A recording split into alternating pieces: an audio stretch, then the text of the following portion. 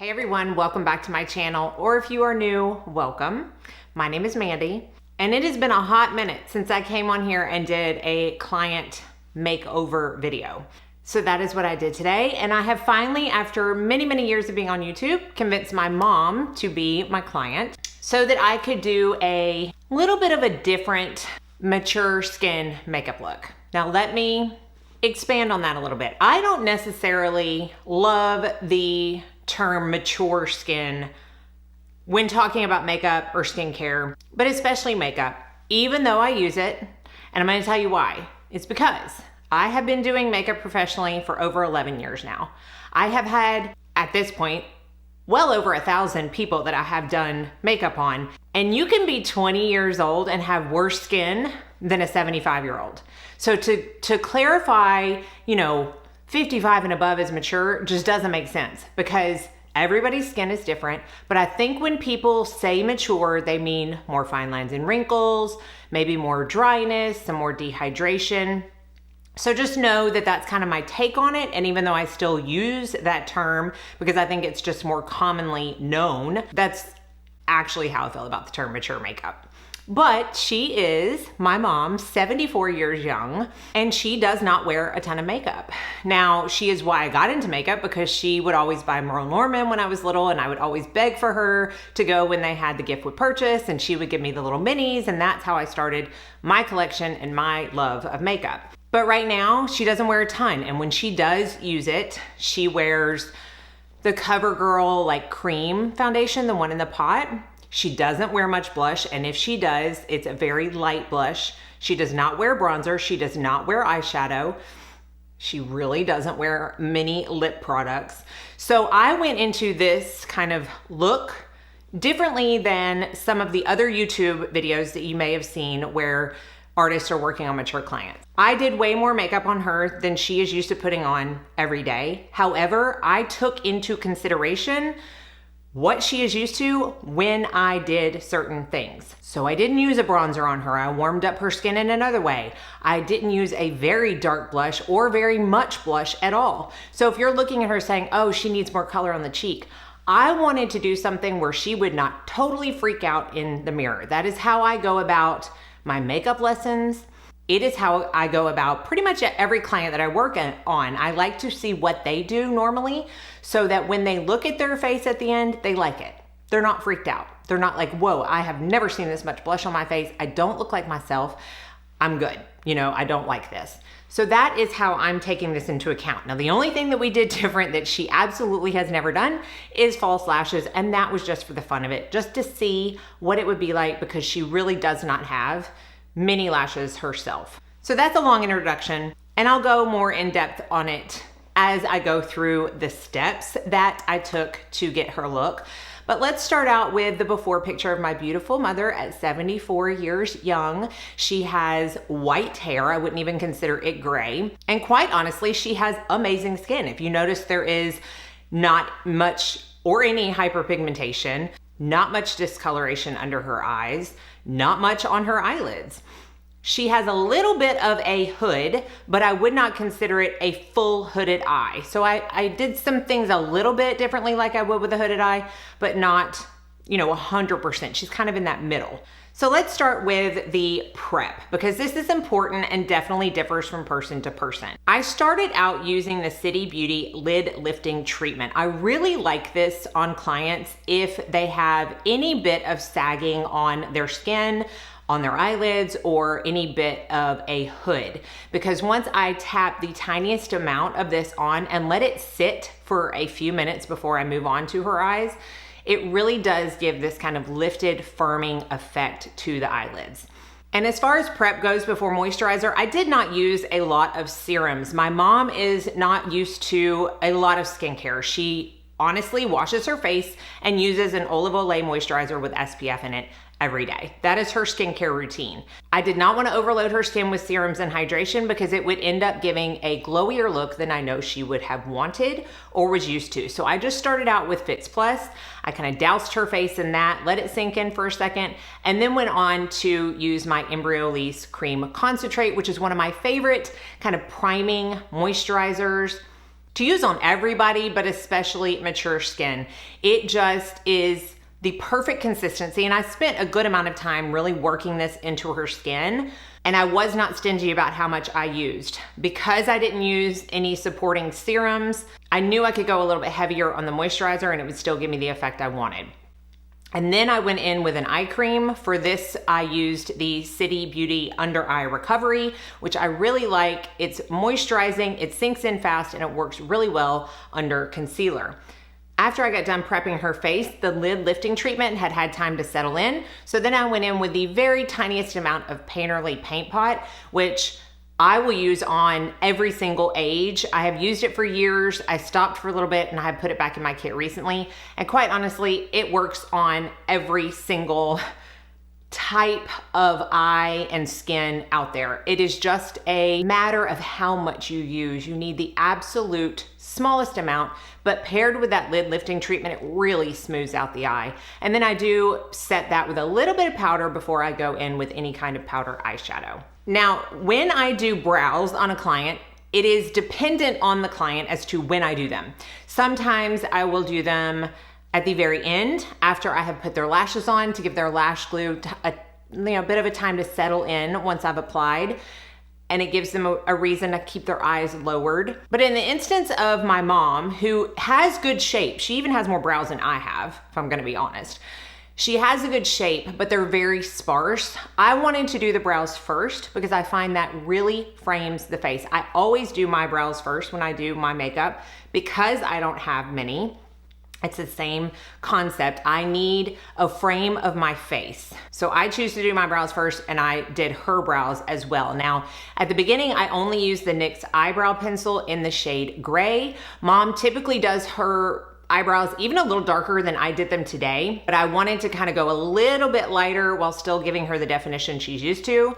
And I really like the shade gray with white or gray hair. I just feel like it is cool enough. It doesn't have any bit of warmth to it, but depending on the pressure I use, I can also make it lighter or darker, and it can work with a wide variety of gray and white hair shades. I didn't do anything out of the ordinary. This was not a time when I needed to create a new brow shape. Most of the time it's not.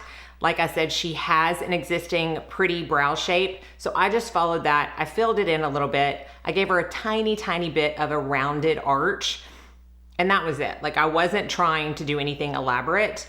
When people don't do things elaborate with their brows, they don't want things done elaborate with their brows. I'm gonna tell you, 95% of the most personal feelings that a client has about something on their face, it comes with the brows, hands down. All right, let's move on to face. I started out with the Dermatology Corrector in the shade Fair. And I'm gonna tell you, this product is something I personally use every day in the shade Medium as my corrector. And it is, quite honestly, one of the nicest laying products for the under eye. And you can see my mom doesn't have a ton of darkness under her eyes, so I just wanted to start out with this, thinking that I probably was going to stay with just this. And I did. And you can see the difference when she looks in the camera of the one side that I did the dermatology and the one side that I didn't.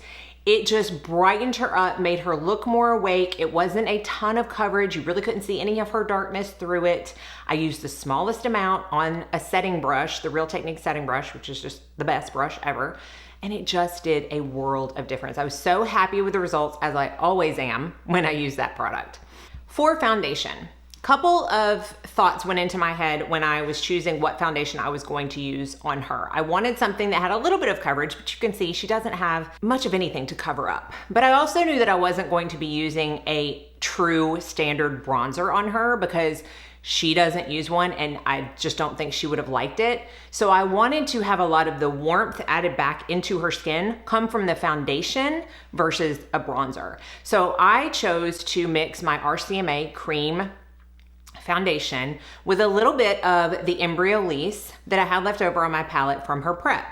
What this does is thins the foundation out a little bit, makes it easier to spread around the face, but also dials down the coverage a little bit because I just didn't need that much coverage for her. And it's hard to see, I think, on camera how much I actually used or how little I actually used, because it was not a lot at all. I scraped a tiny bit off with my spatula, and that is all I needed once I mixed it with the Embryolisse. So I just spent a good amount of time buffing this product into her face with that setting brush, and it gave a flawless finish. I also went in with a damp sponge afterwards and just kind of pressed it in and had it pick up any excess product that maybe she didn't need, but quite honestly, there wasn't any excess after buffing it in really well with this brush. I loved how this looked, and then I took just the tiniest amount that was left on the brush up under her eyes, just so there wasn't that much delineation between the warmth of the foundation and the brightness of her under eye. At this point, I took the Charlotte Tilbury setting spray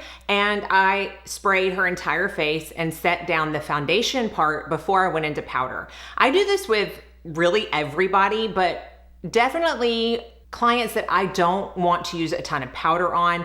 I am absolutely not against powder on mature skin at all. I think it is a complete myth that women of a certain age should not wear powder. It is all about the formula. Formulas have come a very long way in recent times, and no one should be scared of powder. You just need to find one that's right for you. I still didn't want to use a lot, so using this setting spray on top of her foundation was a way to kind of set that in and not rely so much on the powder to do that.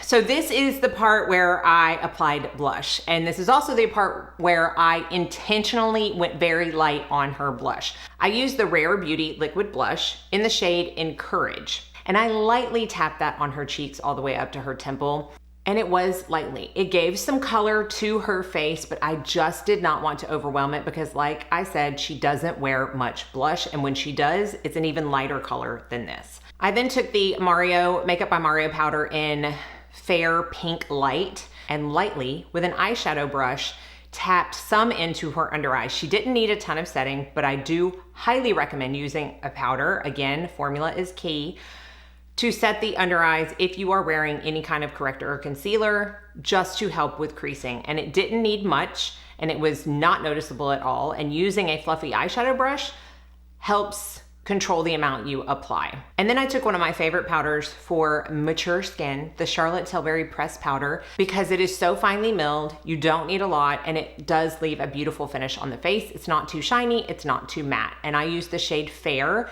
while lightly setting her face. I used a very light pressure. I did not really go over one spot more than once, because I had already set that RCMA in with the Charlotte Tilbury spray. I knew I didn't need a lot. I just wanted to set it down a little bit for finish sake and also to help for any potential transfer. And this is where the bronzer part comes in. And the reason I'm doing this is because I did not use a bronzer. I actually took the Swede Miracle powder, which is a very luminous powder foundation.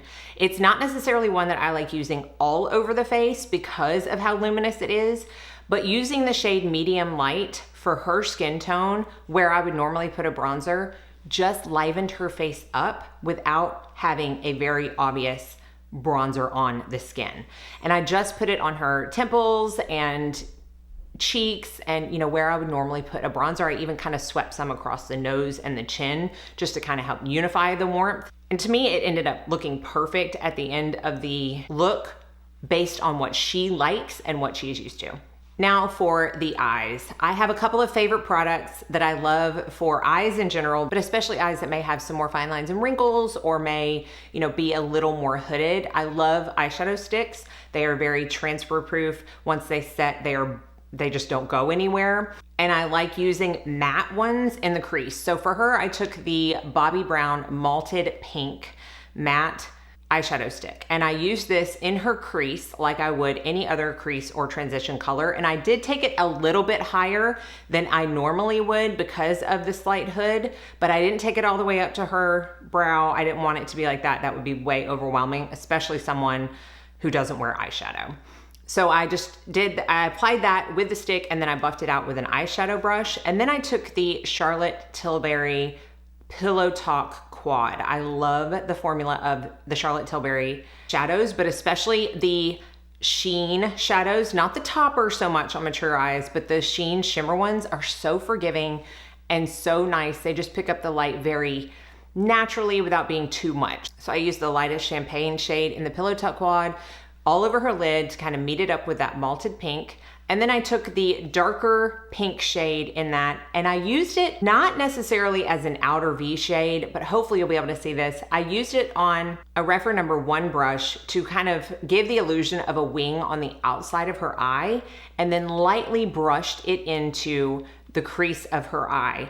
And what this does is it made it obvious when she looked straight ahead that there was some depth in the outer corner of her eye without being like a wing liner that would have definitely scared her off, or something that would have really been hidden by the hood of her eye. So just a little bit of definition and depth. She does not use liner on the top of her lids because she says that she feels like it disappears and transfers. She has a little bit more real estate where you could see it, but I tightlined her eyes, and I used the Danessa Myricks like liquid cream shadow in matte black. And I used a very flat, straight brush to press that into her lash line, and she loved the effect. She told me, she's like, I'm probably never gonna be able to do this on my own, but I love the effect it gives because she felt like she was wearing liner without wearing liner and taking up space on her upper lid. She did tell me, and I have noticed, that even though she doesn't wear eyeshadow, she does tend to wear a liner underneath her eye regardless. And I find that to be the case with a lot of women her age that I do makeup lessons on. It's just something they're used to doing. And a lot of times they do it a little thicker than looks maybe flattering. It can pull their eye down. So what I did and showed her was I took a Sephora waterproof eye pencil in a very like bronzy brown shade, and I just put it in like the outer fourth of her lower lash line. And then I took a pink shade from the Charlotte Tilbury and a pencil brush and used that to buff it towards the inner part of her eye.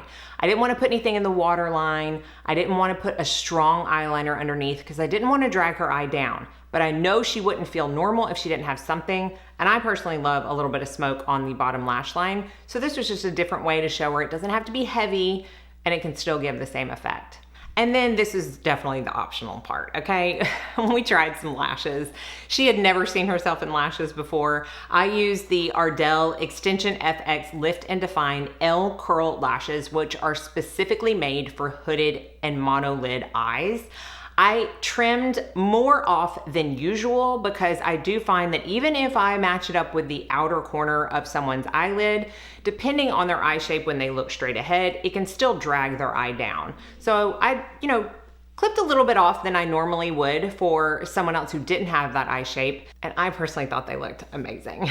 She was like, oh my goodness, wow. So you definitely don't have to do that. That was just a fun part of the makeup look to show her what it would look like. But honestly, the tight line itself helps thicken that lash line and give the illusion of thicker lashes when she truly doesn't have any. And I did use a very small dental brush, which is one of my favorite tricks to keep in my kit for people who have very hard to reach or very non-existent lashes, because it grabs onto the lashes way easier than a mascara brush and it doesn't leave any smudges behind. So I did give a little bit of that effect. She looked amazing in the lashes. She tried on her glasses with it. She looked amazing, but honestly, she looked great before that. And then finally for the lips, I wanted to use a couple of City Beauty products that I love. And so I used the lip liner in blush. I did not overline her lips. She says she doesn't have a good amount of lips. I think they're fine. She would not have maintained an overline if I would have done that or liked the way it looked. So I honestly just went with what she had because it was perfectly fine. And then I applied the City Beauty gloss in Plum Springs. I love this shade. I don't know that I've talked about it on my channel. It's a little bit darker than I personally would wear, but I love having this in my kit.